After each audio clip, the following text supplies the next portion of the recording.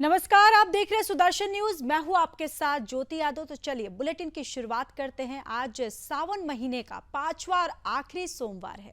देश भर के शिवालयों में भक्तों की भीड़ जो है उमड़ी हुई है। हर हर महादेव के जयकारों से शिवालय जो है वो गूंज रहे हैं। सुबह से ही शिवालयों में भक्तों का जनसागर जो है वो उमड़ा हुआ है। तो देश भर के शिवालयों में भक्तों की जो भीड़ है वो उमड़ी हुई है। और आज सावन माह का 5वां और आखिरी सोमवार है, जहां आपको बताते चले कि जो भक्त हैं हर हर महादेव के जयकारों से शिवालय जो है वो पूरी तरह से गूंज उठा है। दरअसल सावन महीना का आज 5वां और आखिरी सोमवार है और इसके बाद भाद्रपद यानी भादों को महीना जो शुरू हो जाएगा, क्योंकि सावन के आखिरी और 5वें सोमवार को पूर्णिमा में तिथि भी पड़ रही है। और सोमवार के दिन इस व्रत कथा के सुनने या पढ़ने मात्र से लोगों की जो इच्छाएं हैं वो पूरी हो जाती हैं। सावन के आखिरी सोमवार को पूजा करने और व्रत कथा पढ़ने से लोगों की जो सभी कामनाएं हैं वो पूरी हो जाती हैं। देश भर के मंदिरों में सुबह से ही भक्तों की भीड़ जो है वो देखने को मिल रही है, जहां जलाभिषेक के लिए बड़ी संख्या में श्रद्धालुओं का जन सैलाब शिवालयों में उमड़ा हुआ है। और देश भर के शिवालयों में हर हर महादेव के जयकारों से पूरी तरह से गूंज उठा है। और ये तस्वीरों में भी देखिए कि यहाँ पर ये जो भस्म आरती जो है वो की जा रही है। और आज सावन महीना का 5वां और आखिरी सोमवार है, जहाँ शिवालय में जो भक्तगण हैं उनका जो जनसैलाब उमड़ा हुआ यहाँ दिखाई दे रहा है। जो लोग हैं वो पूरी तरह से भक्ति में डूबे हुए हैं। हर हर महादेव के जयकारों से जो शिवालय है वो पूरी तरह से गूंज उठा है। और ये हम तस्वीरों के माध्यम से भी आपको दिखा रहे हैं कि यहाँ पर भोले बाबा की भस्म आरती की जा रही है, ढोल नगाड़े बजा रहे हैं और साथ ही साथ यहाँ पर जय जय भोले बाबा का जो जयकारा है वो भी लगाया जा रहा है, क्योंकि आज यानी कि आज सोमवार को 5वां और आखिरी सोमवार है ये सावन का। और इसके बाद जैसा कि हमने आपको बताया कि भाद्रपद यानी कि भादों का जो महीना है वो शुरू हो जाता है। और सावन का जो ये आखिरी और 5वें सोमवार को पूर्णिमा तिथि भी पड़ जाती है। और सोमवार के दिन इस व्रत कथा के सुनने या फिर पढ़ने मात्र से ही लोगों की जो भी इच्छाएं है यानी जो भी लोगों की कामनाएं हैं वो पूरी हो जाती हैं। और सावन के आखिरी सोमवार को पूजा करने और व्रत कथा पढ़ने से लोगों की सभी जो कामनाएं हैं वो पूरी होती हैं। और वही ये भी आपको बताते चले कि देश भर के मंदिरों में सुबह से ही भक्तों की जो भीड़ है वो देखने को मिल रही है। जो भक्त हैं वो जलाभिषेक के लिए बड़ी संख्या में श्रद्धालुओं का जो जनसैलाब है शिवालयों में उमड़ा हुआ है। देश भर के शिवालयों में हर हर महादेव के जयकारे भी गूंज रहे हैं। ये तस्वीर भी देखिए, यहाँ पर जो भक्तगण हैं वो महादेव की यहाँ पर पूजा अर्चना करते हुए दिखाई दे रहे हैं। उन पर यहाँ पर जल अभिषेक करते हुए, उन पर बेल पत्र वगैरह चढ़ाते हुए, फूल अर्पित करते हुए भोले बाबा को यहाँ पर सिर्फ जो ये तस्वीरों के माध्यम से हम आपको बता रहे हैं।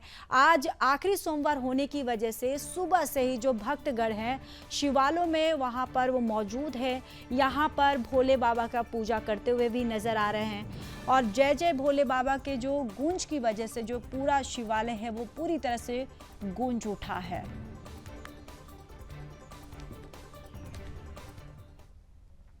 तो चलिए अब आगे बढ़ते हैं। देश भर में मनाया जा रहा है रक्षाबंधन का त्योहार, जहां भाई बहन के माथे पर तिलक लगाती है, हाथ में रक्षा सूत्र बांधती है और साथ ही साथ भाई के लिए जो बहन है वो मंगल कामना भी करती है। ये भाई बहन के अटूट रिश्ते प्रेम का उत्सव है रक्षाबंधन। तो आज देश भर में रक्षाबंधन का जो त्योहार है वो बड़े ही धूमधाम से मनाया जा रहा है। रक्षाबंधन भाई बहन के अटूट रिश्ते और प्रेम के उत्सव का ये प्रतीक है। इस दिन भाई बहन के माथे पर टीका और हाथ में रक्षा सूत्र बांधकर उनकी मंगल कामना करती है। बदले में भाई अपनी बहन को रक्षा का वचन देते हैं। भाई को रक्षा सूत्र बांधने की शुभ घड़ी को लेकर लोगों के मन में बहुत से सवाल होंगे। चलिए हम भी आपको बताते चले कि रक्षाबंधन पर भद्रकाल 19 अगस्त की रात 2:21 से दोपहर 1:30 बजे तक रहने वाला है। तो ये जो मुहूर्त है ये हम आपको इसके बारे में हम आपको जानकारी दे रहे हैं, जहां रक्षाबंधन पर सुबह 9:51 से 10:53 तक भद्रा पूछ रहेगा। फिर 10:53 से 12:37 तक जो भद्रा मुख रहेगा। तो वहीं दोपहर 1:30 बजे भद्रा काल जो है वो समाप्त हो जाएगा। हालांकि इस भद्रा काल का रक्षाबंधन पर कोई प्रभाव नहीं पड़ने वाला है। और आपको ये भी जानकारी देते चले कि चंद्रमा के मकर राशि में होने के कारण भद्रा का निवास पाताल लोक में रहेगा, इसलिए धरती पर होने वाले शुभ कार्य बाधित नहीं होंगे। अतः रक्षाबंधन पर आप किसी भी समय भाई को राखी जो है वो आप बांध सकते हैं और ये जो रक्षाबंधन का त्योहार है आप मना सकते हैं। तो चलिए अब बात करेंगे उस पश्चिम बंगाल की जो इन दिनों ट्रेनी डॉक्टर के साथ हुए रेप मर्डर केस की आग में धधक रहा है और जिस पर मंगलवार को सुप्रीम कोर्ट में सुनवाई होने वाली है। वह इस मामले पर पुलिस ने टीएमसी सांसद सुखेंदु शेखर के साथ साथ बीजेपी नेता लॉकेट चटर्जी पर भी मुकदमा दर्ज किया है। इस मामले पर जहां एक और डॉक्टर बेटी के साथ हुए बर्बरता के खिलाफ पूरा देश जो है वो सड़कों पर उतरा है, वहीं दूसरी ओर इस मामले पर सीबीआई की जांच जो है वो जारी है, जिसके तहत आरोपी संजय का साइकोलॉजिकल टेस्ट किया जा रहा है। लेकिन पश्चिम बंगाल रेप केस मामले की जांच में अब एक ऐसी डायरी की एंट्री हो गई है जिसके फटे हुए जो पन्ने में इस मामले की जांच की आंच को और सुलगा दिया है। वास्तव में पश्चिम बंगाल के कोलकाता में ट्रेनी डॉक्टर के साथ रेप और फिर हत्या के मामले में कोलकाता पुलिस ने सीबीआई को एक डायरी सौंपी, जिसके बारे में ये बताया जा रहा है कि ये डायरी मृतिका की लाश के पास से मिली थी।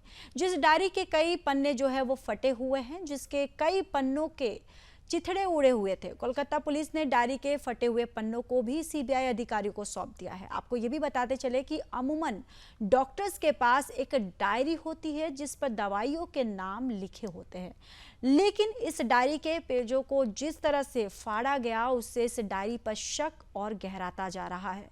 ऐसे में सवाल ये है कि क्या उस डायरी में पीड़िता ने आरजीकर मेडिकल कॉलेज और अस्पताल से जुड़ा कोई गंभीर खुलासा किया था? क्या सच में आरजीकर जो मेडिकल कॉलेज में कोई गैर कानूनी रैकेट काम कर रही है? क्या पीड़िता ने अपनी उस डायरी में कॉलेज में चल रहे उस रैकेट के खिलाफ सबूतों का खुलासा किया था? क्या उन सबूतों को दबाने के लिए डायरी के पन्ने जो है वो फाड़ दिए गए थे? क्या वो डायरी ही पीड़िता के साथ हुई बर्बरता की असली वजह है? जवाब तो चाहिए। में आज का सबसे महत्वपूर्ण सवाल यह है कि आखिर उस डायरी के पन्नों में कितने राज दफन थे और क्या उस डायरी को जानबूझकर फाड़ दिया गया था? इसी पर देखिए हमारी एक खास रिपोर्ट।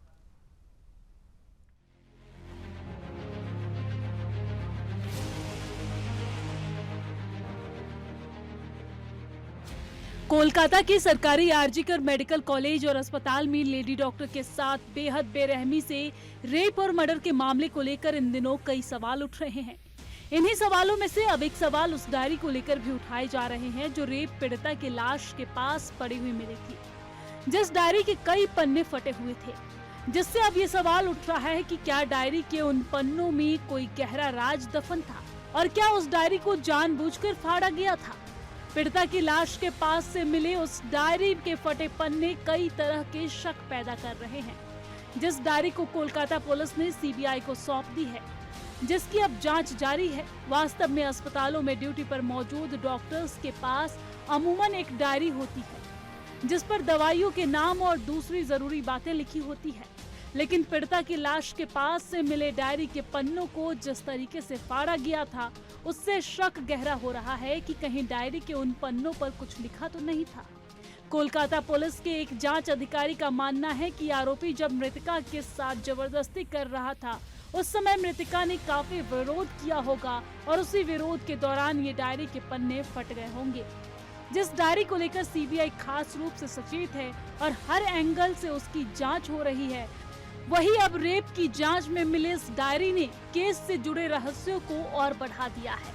ऐसे में सवाल ये है कि क्या सच में आरजीकर मेडिकल कॉलेज और अस्पताल में राज्य सरकार के किसी बड़े नेता के समर्थन में कोई बड़ा गैर कानूनी रैकेट काम कर रहा है, जिसको पीड़िता अपनी डायरी के माध्यम से उजागर करना चाहती थी। Kolkata trainee doctor rape murder case में आए दिन ऐसे ढेरों खुलासे हो रहे हैं। ऐसे में पीड़िता की रहस्यमय डायरी इस केस को अब कौन सा नया मोड़ देती है, ये देखना दिलचस्प होगा। Bureau report, Sudarshan news.